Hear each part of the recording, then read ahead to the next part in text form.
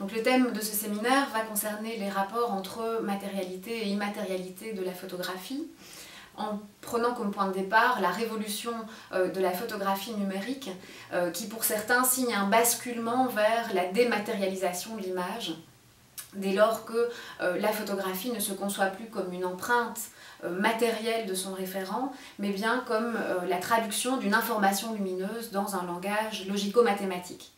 Donc on va d'abord commencer par s'interroger sur voilà, que se passe-t-il dans la numérisation de la photographie pour qu'elle devienne justement ce type d'image immatérielle, et est-ce qu'on ne peut pas trouver des traces de l'immatérialité dans la photographie antérieurement? La réponse aurait plutôt tendance à être positive, et donc dans un deuxième temps, on va s'intéresser justement à ce qui faisait au préalable la matière de l'image photographique.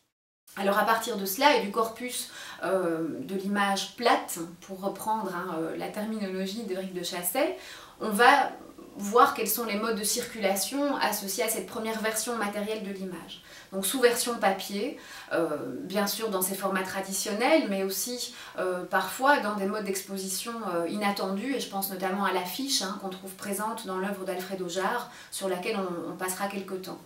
Dans un deuxième moment, on verra que cette existence papier peut aussi coexister dans l'histoire de la photographie argentique avec l'image projetée, dont on trouve une première version dans les premiers procédés couleur en photographie, mais qui va se généraliser sous le mode de la diapositive.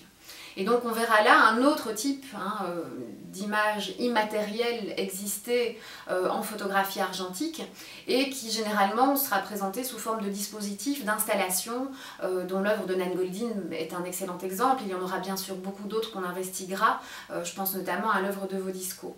Donc la dernière séance du séminaire sera consacrée à une rencontre avec Beat Strully, dont l'œuvre est vraiment exemplaire de cette circulation de l'image photographique sur différents types de supports. Et c'est finalement une question qui est peu adressée. On s'intéresse le plus souvent à ce que l'image représente, comme si elle était transparente. Or, on va se rendre compte que le support est vraiment une question décisive aussi dans la mise en forme de l'image.